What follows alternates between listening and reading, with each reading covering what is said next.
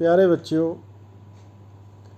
8वीं क्लास का समाजिक सिक्ख्या का पैस का टैसट जो 26 सितंबर 2020 ਨੂੰ ਹੋਇਆ ਉਹਨੂੰ ਹੱਲ ਕਰਨ ਜਾ ਰਹੇ ਹਾਂ। ਸਭ ਤੋਂ ਪਹਿਲਾਂ ਤੁਸੀਂ ਡਿਸਟ੍ਰਿਕਟ ਭਰਨਾ ਆ, ਫਿਰ ਆਈਡੀ ਭਰਨੀ ਹੈ ਆਪਣੀ ਇੱਥੇ ਜੋ ਵੀ ਤੁਹਾਡੀ ਆਈਡੀ ਹੈਗੀ ਆ। ਨੈਕਸਟ ਫਸਟ ਕੁਐਸਚਨ ਸ਼ੁਰੂ ਹੋ ਜਾਂਦਾ ਸਾਡਾ। ਅਧਿਆਪਕ ਜੀ ਵਿਦਿਆਰਥੀਆਂ ਕੋਲੋਂ ਪੁੱਛਦੇ ਹਨ ਕਿ ਉਹ ਸਾਧਨ ਦੱਸੋ ਜੋ ਕਿਸੇ ਦੇਸ਼ ਦੀ ਅਰਥ ਵਿਵਸਥਾ ਦੀ ਰੀੜ੍ਹ ਦੀ ਹੱਡੀ ਅਖਵਾਉਂਦੇ ਹਨ ਅਤੇ ਇਹ ਕਿਸੇ ਦੀ ਤਾਕਤ ਅਤੇ ਖੁਸ਼ਹਾਲੀ ਦਾ ਆਧਾਰ ਮੰਨੇ ਜਾਂਦੇ ਹਨ। ਵਿਦਿਆਰਥੀ ਕੀ ਉੱਤਰ ਦੇਣਗੇ? 4 ਆਪਸ਼ਨ ਨੇ: ਭੂਮੀ ਸਾਧਨ, ਕੁਦਰਤੀ ਸਾਧਨ, ਜੰਗਲੀ ਸਾਧਨ, ਉਪਰੋਕਤ ਸਾਰੇ। ਤਾਂ ਬੱਚਿਓ ਭੂਮੀ ਸਾਧਨ ਵੀ ਇੰਪੋਰਟੈਂਟ ਆ, ਕੁਦਰਤੀ ਸਾਧਨ ਵੀ ਹੈਗਾ ਅਤੇ ਜੰਗਲੀ ਸਾਧਨ। ਪਰ ਇੱਥੇ ਗੱਲ ਕੀਤੀ ਗਈ ਰੀੜ੍ਹ ਦੀ ਹੱਡੀ, ਯਾਨੀ ਸਭ ਤੋਂ ਇੰਪੋਰਟੈਂਟ ਕਿਹੜੇ ਆ? ਉਹ ਹੈਗੇ ਆ ਕੁਦਰਤੀ ਸਾਧਨ। ਤਾਂ ਅਸੀਂ ਇਹਨੂੰ ਕੁਦਰਤੀ ਸਾਧਨ ਨੂੰ ਚੁਣ ਲਵਾਂਗੇ, ਇਹ ਸਾਡਾ ਆਨਸਰ ਹੋਵੇਗਾ। ਕਿਉਂਕਿ ਕੁਦਰਤੀ ਸਾਧਨ ਜੇ ਠੀਕ ਹੋਣਗੇ ਤਾਂ ਉਹਨਾਂ ਦੀ ਵਰਤੋਂ ਕਰਕੇ ਦੇਸ਼ ਜਿਹੜਾ ਆ ਖੁਸ਼ਹਾਲ ਹੋ ਸਕਦਾ ਹੈ। ਦੂਸਰਾ ਪ੍ਰਸ਼ਨ ਹੈ, ਲਾਰਡ ਡਲਹੌਜੀ ਨੇ ਅੰਗਰੇਜ਼ੀ ਸਾਮਰਾਜ ਦਾ ਵਿਸਥਾਰ ਕਰਨ ਲਈ ਲੈਪਸ ਦੀ ਨੀਤੀ, ਯੁੱਧ ਨੀਤੀ, ਦੋਸ਼ਪੂਰਨ ਸ਼ਾਸਨ ਪ੍ਰਬੰਧ ਅਤੇ ਖਿਤਾਬ ਅਤੇ ਪੈਨਸ਼ਨ ਬੰਦ ਕਰਨ ਦੀ ਨੀਤੀ ਅਪਣਾਈ। ਇਹ ਦੱਸੋ ਕਿ ਉਸ ਨੇ ਦੋਸ਼ਪੂਰਨ ਸ਼ਾਸਨ ਪ੍ਰਬੰਧ ਦਾ ਦੋਸ਼ ਲਗਾ ਕੇ ਕਿਸ ਰਾਜ ਨੂੰ ਅੰਗਰੇਜ਼ੀ ਰਾਜ ਵਿੱਚ ਸ਼ਾਮਲ ਕੀਤਾ? ਵੈਸੇ ਤਾਂ ਬੱਚੇ ਉਹਨਾਂ ਬਹੁਤ ਸਾਰੇ ਰਾਜਾਂ ਨੂੰ ਸ਼ਾਮਲ ਕੀਤਾ, ਪਰ ਜੋ ਥੱਲੇ ਆਪਸ਼ਨ ਦਿੱਤੇ ਉਹਨਾਂ ਦੇ ਵਿੱਚੋਂ ਆਪਾਂ ਚੁਣਨਾ ਹੈ ਵੀ ਕਿਹੜਾ ਰਾਜ ਉਹਨੇ, ਕਿਸ ਰਾਜ 'ਤੇ ਉਹਨੇ ਕਬਜ਼ਾ ਕੀਤਾ ਇਹ ਨੀਤੀ ਅਪਣਾ ਕੇ। ਅਵਧ, ਪੂਨਾ, ਸੂਰਤ ਅਤੇ ਲਾਹੌਰ। ਤਾਂ ਇੱਥੇ ਸਾਡਾ ਆਨਸਰ ਆਏਗਾ ਅਵਧ। ਤੀਸਰਾ ਪ੍ਰਸ਼ਨ ਹੈ, ਇੱਕ ਅੰਗਰੇਜ਼ ਅਫਸਰ ਕਾਰਨਵਾਲਿਸ ਨੇ ਸਿਵਲ ਪ੍ਰੀਖਿਆਵਾਂ ਦੀ ਸ਼ੁਰੂਆਤ ਕੀਤੀ ਸੀ। ਉਸ ਸਮੇਂ ਇੰਗਲੈਂਡ ਦੌਰਾਨ ਕਿਹੜਾ ਕਾਲਜ ਖੋਲ੍ਹਿਆ ਗਿਆ ਜਿਸ ਵਿੱਚ ਨਵ ਨਿਯੁਕਤ ਕੀਤੇ ਗਏ ਅਧਿਕਾਰੀਆਂ ਨੂੰ ਭਾਰਤ ਭੇਜਣ ਤੋਂ ਪਹਿਲਾਂ ਸਿਖਲਾਈ ਦਿੱਤੀ ਜਾਂਦੀ ਸੀ? ਜਿਹੜੇ ਅੰਗਰੇਜ਼ ਅਫਸਰ ਭਾਰਤ ਵਿੱਚ ਭੇਜੇ ਜਾਂਦੇ ਸੀ ਉਹਨਾਂ ਨੂੰ ਕਿਹੜੇ ਕਾਲਜ ਸਿਖਲਾਈ ਦਿੱਤੀ ਜਾਂਦੀ ਸੀ? ਉਹ ਕਾਲਜ ਦਾ ਨਾਂ ਕੀ ਆ? ਅਤੇ ਫੋਟੋ ਦਿੱਤੀ ਹੋਈ ਆ। ਆਪਸ਼ਨ ਹੈਗੇ ਆ Oxford college, London college, Haileybury college. ਇਹਨਾਂ ਵਿੱਚੋਂ ਕੋਈ ਨਹੀਂ, ਅਤੇ ਸਾਡਾ ਆਨਸਰ ਇੱਥੇ ਹੈਗਾ ਹੈਲਬਰੀ ਕਾਲਜ। ਨੈਕਸਟ ਹੈ ਬੱਚਿਓ 4th ਕੁਐਸਚਨ। ਅਧਿਆਪਕ ਜੀ ਕਲਾਸ ਵਿੱਚ ਸਮਾਨਤਾ ਦੇ ਅਧਿਕਾਰ ਸੰਬੰਧੀ ਪੜ੍ਹਾ ਰਹੇ ਸਨ ਕਿ ਕਾਨੂੰਨ ਦੇ ਸਾਹਮਣੇ ਸਾਰੇ ਸਮਾਨ ਹਨ। ਕਿਸੇ ਵਿਸ਼ੇਸ਼ ਧਰਮ, ਜਾਤ, ਸ਼੍ਰੇਣੀ ਜਾਂ ਨਸਲ ਨੂੰ ਕੋਈ ਵਿਸ਼ੇਸ਼ ਅਧਿਕਾਰ ਪ੍ਰਾਪਤ ਨਹੀਂ ਹੈ। ਅਧਿਆਪਕ ਜੀ ਸਮਾਨਤਾ ਦੇ ਮੌਲਿਕ ਅਧਿਕਾਰ ਦੇ ਕਿਹੜੇ ਅਨੁਛੇਦਾਂ ਬਾਰੇ ਦੱਸ ਰਹੇ ਸਨ? ਤਾਂ ਸਾਨੂੰ ਪਤਾ ਹੈ ਸੰਵਿਧਾਨ ਦੇ ਵਿੱਚ ਅਨੁਛੇਦ ਹਨ ਜਿਨ੍ਹਾਂ ਦੇ ਰਾਹੀਂ ਸਾਨੂੰ ਮੁੱਢਲੇ ਅਧਿਕਾਰ ਦਿੱਤੇ ਗਏ ਹਨ, ਅਤੇ ਸਮਾਨਤਾ ਦੇ ਅਧਿਕਾਰ ਵੀ ਸਾਡਾ ਇੱਕ ਮੁੱਢਲਾ ਅਧਿਕਾਰ ਹੈ। ਅਤੇ ਇਹ ਹੇਠ ਲਿਖਿਆਂ ਵਿੱਚੋਂ ਆਪਾਂ ਦੱਸਣਾ ਵੀ ਉਹ ਕਿਹੜੇ ਅਨੁਛੇਦਾਂ ਦੇ ਵਿੱਚ ਹੈਗੇ ਆ। ਅਨੁਛੇਦ 14 ਤੋਂ 19, ਅਨੁਛੇਦ 14 ਤੋਂ 18, ਅਨੁਛੇਦ 15 ਤੋਂ 18, ਅਨੁਛੇਦ 12 ਤੋਂ 18। ਤਾਂ ਇੱਥੇ ਸਾਡਾ ਆਨਸਰ ਆ ਅਨੁਛੇਦ 14 ਤੋਂ 18। ਨੈਕਸਟ ਬੱਚਿਓ 5ਵਾਂ ਪ੍ਰਸ਼ਨ ਹੈਗਾ, ਦਸੰਬਰ 2002 ਵਿੱਚ ਸਿੱਖਿਆ ਦੇ ਅਧਿਕਾਰ ਨੂੰ ਮੌਲਿਕ ਅਧਿਕਾਰ ਵਿੱਚ ਸ਼ਾਮਲ ਕਰ ਲਿਆ ਗਿਆ, ਜਿਸ ਅਧੀਨ 6 ਤੋਂ 14 ਸਾਲ ਤੱਕ ਦੇ ਵਿਦਿਆਰਥੀਆਂ ਨੂੰ ਮੁਫਤ ਅਤੇ ਲਾਜ਼ਮੀ ਸਿੱਖਿਆ ਦਿੱਤੀ ਜਾਂਦੀ ਹੈ। ਇਹ ਕਿਹੜੀ ਸੰਵਿਧਾਨਿਕ ਸੋਧ ਰਾਹੀਂ ਕੀਤਾ ਗਿਆ ਸੀ? ਤਾਂ ਬੱਚਿਓ ਤੁਹਾਨੂੰ ਪਤਾ ਆ, ਅਕਸਰ ਤੁਹਾਨੂੰ ਸਕੂਲ 'ਚ ਦੱਸਿਆ ਜਾਂਦਾ ਆ ਵੀ ਹਰੇਕ ਬੱਚਾ ਜੋ 6 ਤੋਂ 14 ਸਾਲ ਦੀ ਉਮਰ ਦਾ ਆ ਉਹਨੂੰ ਸਰਕਾਰ ਵੱਲੋਂ ਫ੍ਰੀ ਅਤੇ ਕੰਪਲਸਰੀ ਐਜੂਕੇਸ਼ਨ ਦਿੱਤੀ ਜਾਂਦੀ ਹੈ। ਜਿਵੇਂ ਕਿਤਾਬਾਂ 8ਵੀਂ ਤੱਕ, ਹੁਣ ਤਾਂ 10ਵੀਂ 12ਵੀਂ ਤੱਕ ਫ੍ਰੀ ਆ ਰਹੀਆਂ। ਹੋਰ ਸਹੂਲਤਾਂ, ਕੋਈ ਫੀਸ ਨਹੀਂ, ਵਰਦੀਆਂ, ਮੁਫਤ ਖਾਣਾ, ਇਹ ਸਾਰਾ ਕੁਛ ਦਿੱਤਾ ਜਾਂਦਾ ਆ। ਤਾਂ ਇਹ ਕਿਹੜਾ ਕਾਨੂੰਨ ਆ, ਕਿਹੜੀ ਸੰਵਿਧਾਨਕ ਸੋਧ ਆ? ਤਾਂ ਹੇਠ ਲਿਖੇ ਆਨਸਰ ਜਿਹੜੇ ਆ ਉਹਨਾਂ 'ਚੋਂ ਦੇਖਣਾ ਆਪਾਂ। 86ਵੀਂ ਸੋਧ, 74ਵੀਂ ਸੋਧ, 85ਵੀਂ ਸੋਧ, 42ਵੀਂ ਸੋਧ। ਤਾਂ ਸਾਡਾ ਇੱਥੇ ਆਨਸਰ ਹੈਗਾ 86ਵੀਂ ਸੋਧ। ਅੱਗੇ ਬੱਚਿਓ 6ਵਾਂ ਪ੍ਰਸ਼ਨ ਆ, ਸੁਰੇਸ਼ ਅਤੇ ਮੋਹਿਤ ਹੇਠਾਂ ਦਿੱਤੀ ਤਸਵੀਰ 'ਤੇ ਬਹਿਸ ਕਰ ਰਹੇ ਸਨ। ਕੀ ਤੁਸੀਂ ਇਹਨਾਂ ਦੋਹਾਂ ਨੂੰ ਤਸਵੀਰ ਦੇਖ ਕੇ ਦੱਸ ਸਕਦੇ ਹੋ ਕਿ ਇਹ ਊਰਜਾ ਦੇ ਕਿਸ ਸਾਧਨ ਦੀ ਤਸਵੀਰ ਹੈ? ਤਾਂ ਬੱਚੇ ਸਾਨੂੰ ਫੋਟੋ ਤੋਂ ਹੀ ਪਤਾ ਲੱਗ ਜਾਂਦਾ ਆ ਵੀ ਵੱਡੇ ਵੱਡੇ ਪੱਖੇ ਲੱਗੇ ਹੋਏ ਆ। ਤਾਂ ਇਹ ਤਾਂ ਸਾਨੂੰ ਪਤਾ ਹੈ ਵੀ ਬਿਜਲੀ ਤਿਆਰ ਹੋ ਰਹੀ ਆ, ਪਰ ਕਿਵੇਂ ਤਿਆਰ ਹੋ ਰਹੀ ਹੈ? ਹਵਾ ਦੇ ਨਾਲ। ਪੌਣ ਸ਼ਕਤੀ ਆ, ਵਿੰਡ ਐਨਰਜੀ, ਕਿਉਂਕਿ ਸਮੁੰਦਰੀ ਲਹਿਰਾਂ ਵੀ ਹੈ ਨਹੀਂ ਗੀਆਂ, ਸੂਰਜੀ ਸ਼ਕਤੀ ਵੀ ਨਹੀਂ ਦਿਖ ਰਹੀ, ਜਵਾਰ ਭਾਟਾ ਵੀ ਨਹੀਂ ਦਿਖ ਰਿਹਾ।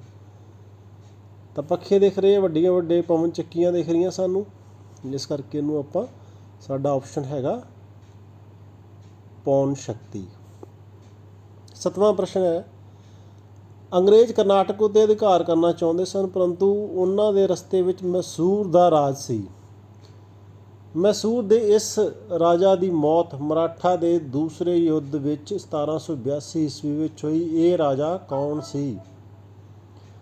ਨਿਜ਼ਾਮ, ਹੈਦਰ ਅਲੀ, ਕੇਸ਼ਵ ਰਾਓ, ਪੇਸ਼ਵਾ ਬਾਜੀ ਰਾਓ। ਤਾਂ ਸਾਡਾ ਇੱਥੇ ਉੱਤਰ ਹੈਗਾ ਹੈਦਰ ਅਲੀ। 8ਵਾਂ ਪ੍ਰਸ਼ਨ ਹੈ, ਮੰਨ ਲਓ ਤੁਸੀਂ 1857 ਈਸਵੀ ਦੇ ਭਾਰਤੀ ਹੋ, ਕੀ ਤੁਸੀਂ ਦੱਸ ਸਕਦੇ ਹੋ ਕਿ ਅੰਗਰੇਜ਼ਾਂ ਨੇ ਤੁਹਾਨੂੰ ਈਸਾਈ ਧਰਮ ਅਪਣਾਉਣ ਲਈ ਕਿਹੜੇ ਲਾਲਚ ਦਿੱਤੇ? ਸਾਨੂੰ ਪਤਾ ਆ ਵੀ ਜਦੋਂ ਅੰਗਰੇਜ਼ ਭਾਰਤ ਆਏ ਤਾਂ ਉਹਨਾਂ ਨੇ ਭਾਰਤੀਆਂ ਨੂੰ ਈਸਾਈ ਬਣਾਉਣ ਦੇ ਲਈ ਯਤਨ ਕੀਤੇ ਅਤੇ ਕਈ ਤਰ੍ਹਾਂ ਦੇ ਲਾਲਚ ਵੀ ਦਿੱਤੇ ਉਹਨਾਂ ਨੂੰ, ਤਾਂ ਕਿ ਲੋਕ ਜਿਹੜੇ ਆ ਆਪਣਾ ਧਰਮ ਛੱਡ ਕੇ ਈਸਾਈ ਧਰਮ ਦੇ ਵਿੱਚ ਆ ਜਾਣ। ਜਾਇਦਾਦਾਂ ਦੇਣ ਦਾ, ਇਨਾਮ ਦੇਣ ਦਾ, ਉੱਚੀਆਂ ਨੌਕਰੀਆਂ ਦੇਣ ਦਾ, ਉਪਰੋਕਤ ਸਾਰੇ, ਤਾਂ ਸਾਰੇ ਲਾਲਚ ਉਹਨਾਂ ਨੇ ਦਿੱਤੇ ਸੀ ਉਸ ਤਰ੍ਹਾਂ ਦੇ ਜੋ ਉੱਪਰ ਦਿੱਤੇ ਹੋਏ ਆ, ਤਾਂ ਕਿ ਵਿਅਕਤੀ ਜਿਹੜੇ ਆ ਈਸਾਈ ਬਣ ਜਾਣ। 9ਵਾਂ ਪ੍ਰਸ਼ਨ ਹੈ, ਬੱਚਿਓ ਤੁਸੀਂ ਸਾਰੇ ਕੌਫੀ ਪਸੰਦ ਕਰਦੇ ਹੋਵੋਗੇ। ਇਹ ਕੌਫੀ ਦੇ ਪੌਦੇ ਦੇ ਕਿਸ ਭਾਗ ਤੋਂ ਤਿਆਰ ਹੁੰਦੀ ਹੈ? ਕੌਫੀ ਦਾ ਜਿਹੜਾ ਪੌਦਾ ਹੈ, ਕਿਹੜਾ ਭਾਗ ਹੈ ਜਿਹਦੇ ਤੋਂ ਕੌਫੀ ਤਿਆਰ ਹੁੰਦੀ ਆ, ਜਿਹੜੀ ਅਸੀਂ ਪਾਣੀ ਦੇ ਵਿੱਚ ਦੁੱਧ 'ਚ ਪਾ ਕੇ ਮੁੜ ਕੇ ਉਹਨੂੰ ਪੀਂਦੇ ਹਾਂ? ਜੜ੍ਹਾਂ, ਤਣਾ, ਪੱਤੇ, ਬੀਜ। ਤਾਂ ਉਹ ਕੀ ਆ? ਬੀਜ ਆ। ਜਿਵੇਂ ਚਾਹ ਬੱਚਿਓ ਚਾਹ ਜਿਹੜੀ ਆ ਉਹ ਪੱਤਿਆਂ ਤੋਂ ਤਿਆਰ ਹੁੰਦੀ, ਪੱਤੇ ਨੂੰ ਸੁਕਾ ਕੇ ਜਿਹੜੇ ਆ ਚਾਹ ਪੱਤੀ ਬਣਦੀ ਆ, ਅਤੇ ਕੌਫੀ ਜਿਹੜੀ ਉਹ ਬੀਜਾਂ ਤੋਂ ਤਿਆਰ ਹੁੰਦੀ ਆ। 10ਵਾਂ ਪ੍ਰਸ਼ਨ ਹੈ, ਪ੍ਰਭ ਸਿਮਰਨ ਆਪਣੇ ਪਿਤਾ ਜੀ ਨਾਲ ਕਣਕ ਦੀ ਟਰਾਲੀ ਲੈ ਕੇ ਮੰਡੀ ਗਿਆ। ਉੱਥੇ ਉਸਨੇ ਜਾਣਨਾ ਚਾਹਿਆ ਕਿ ਇੱਥੇ ਹੋਰ ਕਿਹੜੀਆਂ ਫਸਲਾਂ ਦਾ ਮੰਡੀਕਰਨ ਕੀਤਾ ਜਾਂਦਾ ਹੈ। ਕੀ ਤੁਸੀਂ ਉਸ ਦੀ ਮਦਦ ਲਈ ਫਸਲਾਂ ਦੇ ਨਾਂ ਦੱਸ ਸਕਦੇ ਹੋ? ਕਿੱਥੇ ਗਿਆ? ਕਣਕ ਦੀ ਟਰਾਲੀ ਲੈ ਕੇ ਮੰਡੀ ਗਿਆ। ਠੀਕ ਹੈ, ਅਤੇ ਫਸਲਾਂ ਦੀ ਮੰਡੀਕਰਨ ਦੀ ਗੱਲ ਕੀਤੀ ਵੀ ਕਿਹੜੀਆਂ ਕਿਹੜੀਆਂ ਫਸਲਾਂ ਦਾ ਮੰਡੀਕਰਨ ਜਿਹੜਾ ਆ ਕੀਤਾ ਜਾ ਸਕਦਾ, ਤਾਂ ਉਹਨਾਂ ਦੇ ਨਾਂ ਕੀ ਆ? ਤਾਂ ਉਹਨਾਂ ਦੇ ਨਾਂ ਹੈਗੇ ਮੱਕੀ ਅਤੇ ਚਾਵਲ। ਇਹ ਫਸਲਾਂ ਆ ਜਿਨ੍ਹਾਂ ਦਾ ਮੰਡੀਕਰਨ ਮੰਡੀ ਵਿੱਚ ਕੀਤਾ ਜਾਂਦਾ ਆ। 11ਵਾਂ ਪ੍ਰਸ਼ਨ ਆ, ਸਮੁੰਦਰ ਤੋਂ ਸਾਨੂੰ ਕੀ ਪ੍ਰਾਪਤ ਹੁੰਦਾ ਹੈ? ਹੀਰੇ ਜਵਾਹਰਾਤ, ਪੈਟਰੋਲੀਅਮ ਪਦਾਰਥ, ਸਿੱਪੀਆਂ। ਉਪਰੋਕਤ ਸਾਰੇ, ਇਹ ਸਾਰੀਆਂ ਚੀਜ਼ਾਂ ਸਮੁੰਦਰ ਤੋਂ ਸਾਨੂੰ ਮਿਲਦੀਆਂ ਹਨ। ਕਿਸ ਨੇ ਅਵਧ ਰਾਜ ਨੂੰ ਸੁਤੰਤਰ ਘੋਸ਼ਿਤ ਕੀਤਾ? ਸਆਦਤ ਖਾਂ, ਅਲੀ ਵਰਦੀ ਖਾਂ, ਟੀਪੂ ਸੁਲਤਾਨ। ਇਹਨਾਂ ਵਿੱਚੋਂ ਕੋਈ ਨਹੀਂ। ਸਆਦਤ ਖਾਂ ਸਾਡਾ ਆਨਸਰ ਹੈਗਾ। ਸਆਦਤ ਖਾਨ ਨੇ ਜਿਹੜਾ ਅਵਧ ਨੂੰ ਸੁਤੰਤਰ ਘੋਸ਼ਿਤ ਕੀਤਾ ਸੀ। ਭਾਰਤ ਦੇ ਨਕਸ਼ੇ ਵਿੱਚ ਦੇਖ ਕੇ ਦੱਸੋ ਕੱਚਾ ਲੋਹਾ ਕਿਹੜੇ ਰਾਜ ਵਿੱਚ ਮਿਲਦਾ ਹੈ? ਤਾਂ ਬੱਚਿਓ ਕੱਚਾ ਲੋਹਾ ਕਿੱਥੇ ਮਿਲਦਾ ਹੈ? ਰਾਜਸਥਾਨ, ਹਿਮਾਚਲ ਪ੍ਰਦੇਸ਼, ਗੋਆ, ਝਾਰਖੰਡ। ਤਾਂ ਸਾਡਾ ਉੱਤਰ ਇੱਥੇ ਹੈਗਾ ਝਾਰਖੰਡ। 14ਵਾਂ ਪ੍ਰਸ਼ਨ ਹੈ, ਖਾਲਿਸਤਾਨ ਭਰੋ। ਸਥਾਈ ਬੰਦੋਬਸਤ ਕਾਰਨ ਡੈਸ਼ ਭੂਮੀ ਦੇ ਮਾਲਕ ਬਣ ਗਏ। ਅੰਗਰੇਜ਼ਾਂ ਨੇ ਸਥਾਈ ਬੰਦੋਬਸਤ ਦੀ ਜਦੋਂ ਪ੍ਰਣਾਲੀ ਸ਼ੁਰੂ ਕੀਤੀ ਤਾਂ ਉਹਦੇ ਵਿੱਚ ਉਹਨਾਂ ਨੇ ਕੀ ਕੀਤਾ, ਜੋ ਜ਼ਮੀਨ ਸੀ ਉਹ ਕਿਹਨਾਂ ਨੂੰ ਦੇਤੀ ਅਤੇ ਕਿਹਨਾਂ ਨੂੰ ਮਾਲਕ ਬਣਾ ਤਾ? ਕਿਸਾਨਾਂ ਨੂੰ, ਅੰਗਰੇਜ਼ਾਂ ਨੂੰ, ਜ਼ਿਮੀਂਦਾਰਾਂ ਨੂੰ, ਸਰਕਾਰੀ ਅਧਿਕਾਰੀਆਂ ਨੂੰ। ਤਾਂ ਆਨਸਰ ਹੈਗਾ ਜ਼ਿਮੀਂਦਾਰ। ਖਾਸੀ ਕਬੀਲੇ ਦਾ ਮੋਢੀ ਕੌਣ ਸੀ? ਤੀਰਥ ਸਿੰਘ, ਬਿਰਸਾ ਮੁੰਡਾ, ਕਾਨੂੰ। ਇਹਨਾਂ ਵਿੱਚੋਂ ਕੋਈ ਨਹੀਂ। ਕੌਣ ਸੀ? ਤੀਰਥ ਸਿੰਘ। ਭਾਰਤ ਵਿੱਚ ਸੂਤੀ ਕੱਪੜੇ ਦਾ ਪਹਿਲਾ ਉਦਯੋਗ ਕਿੱਥੇ ਲਗਾਇਆ ਗਿਆ? ਮੁੰਬਈ, ਅਹਿਮਦਾਬਾਦ, ਨਾਗਪੁਰ, ਅਸਾਮ। ਤਾਂ ਸਾਡਾ ਉੱਤਰ ਇੱਥੇ ਹੈ ਮੁੰਬਈ। ਵੈਸੇ ਬੱਚਿਓ ਤੁਹਾਡੀ ਜਾਣਕਾਰੀ ਦੇ ਲਈ ਦੱਸ ਲਈਏ ਵੀ ਮੁੰਬਈ ਦੇ ਵਿੱਚ 1854 ਵਿੱਚ ਪਹਿਲਾ ਸੂਤੀ ਉਦਯੋਗ ਲਗਾਇਆ ਗਿਆ ਸੀ, ਪਰ ਉਸ ਤੋਂ ਪਹਿਲਾਂ 1818 ਵਿੱਚ ਵੀ ਇੱਕ ਸੂਤੀ ਕੱਪੜਾ ਉਦਯੋਗ ਲਗਾਇਆ ਗਿਆ ਕਲਕੱਤਾ ਦੇ ਲਾਗੇ, ਪਰ ਉਹ ਜਿਹੜਾ ਉਦਯੋਗ ਸੀਗਾ ਉਹ ਸਫਲ ਨਹੀਂ ਹੋ ਪਾਇਆ, ਇਸ ਕਰਕੇ ਉਹਨੂੰ ਗਿਣਿਆ ਨਹੀਂ ਜਾਂਦਾ ਅਤੇ ਇਹਨੂੰ ਹੀ ਪਹਿਲਾ ਉਦਯੋਗ ਸੂਤੀ ਕੱਪੜਾ ਉਦਯੋਗ ਮੰਨਿਆ ਜਾਂਦਾ ਆ। ਪਰ 1818 'ਚ ਪਹਿਲਾਂ ਕਲਕੱਤੇ ਦੇ ਲਾਗੇ ਸੂਤੀ ਕੱਪੜਾ ਉਦਯੋਗ ਦੀ ਪਹਿਲੀ ਮਿੱਲ ਲਾਈ ਗਈ ਸੀ, ਪਰ ਉਹ ਚੱਲ ਨਹੀਂ ਸਕੀ। 17ਵਾਂ ਪ੍ਰਸ਼ਨ ਆ, ਹੇਠ ਲਿਖਿਆਂ ਵਿੱਚੋਂ ਕਿਹੜਾ ਕਥਨ ਸਹੀ ਹੈ? ਭਾਰਤੀਆਂ ਨਾਲ ਵਧੀਆ ਸਲੂਕ ਕੀਤਾ ਜਾਂਦਾ ਸੀ, ਅੰਗਰੇਜ਼ਾਂ ਨੇ ਪਾੜੋ ਅਤੇ ਰਾਜ ਕਰੋ ਦੀ ਨੀਤੀ ਅਪਣਾਈ, ਉਪਰੋਕਤ ਦੋਨੇ, ਇਹਨਾਂ ਵਿੱਚੋਂ ਕੋਈ ਨਹੀਂ। ਭਾਰਤੀਆਂ ਨਾਲ ਸਲੂਕ ਵਧੀਆ ਨਹੀਂ ਕੀਤਾ ਜਾਂਦਾ ਸੀ, ਅੰਗਰੇਜ਼ ਭਾਰਤੀਆਂ ਨੂੰ ਵੰਡ ਕੇ ਰੱਖਣਾ ਚਾਹੁੰਦੇ ਸੀ, ਆਪਸ ਵਿੱਚ ਲੜਾਉਂਦੇ ਸੀ। ਪਾੜੋ ਅਤੇ ਰਾਜ ਕਰੋ ਦੀ ਨੀਤੀ ਅੰਗਰੇਜ਼ਾਂ ਨੇ ਅਪਣਾਈ ਸੀ। ਮੌਲਿਕ ਅਧਿਕਾਰ ਭਾਰਤੀ ਸੰਵਿਧਾਨ ਦੇ ਕਿਹੜੇ ਭਾਗ ਵਿੱਚ ਹਨ? ਪਹਿਲਾ ਭਾਗ, ਦੂਸਰਾ ਭਾਗ, ਤੀਸਰਾ ਭਾਗ, ਚੌਥਾ ਭਾਗ। ਤਾਂ ਤੀਸਰਾ ਭਾਗ। ਆਦਰਸ਼ਾਂ ਲਈ ਕਾਨੂੰਨ ਕਿੱਥੇ ਦਰਜ ਹਨ? ਕਾਨੂੰਨ ਦੀਆਂ ਕਿਤਾਬਾਂ ਵਿੱਚ, ਇਤਿਹਾਸ ਵਿੱਚ, ਭਾਰਤੀ ਸੰਵਿਧਾਨ ਵਿੱਚ, ਇਹਨਾਂ ਵਿੱਚ ਕੋਈ ਨਹੀਂ। ਤਾਂ ਕਿੱਥੇ ਦਰਜ ਆ? ਭਾਰਤੀ ਸੰਵਿਧਾਨ ਦੇ ਵਿੱਚ।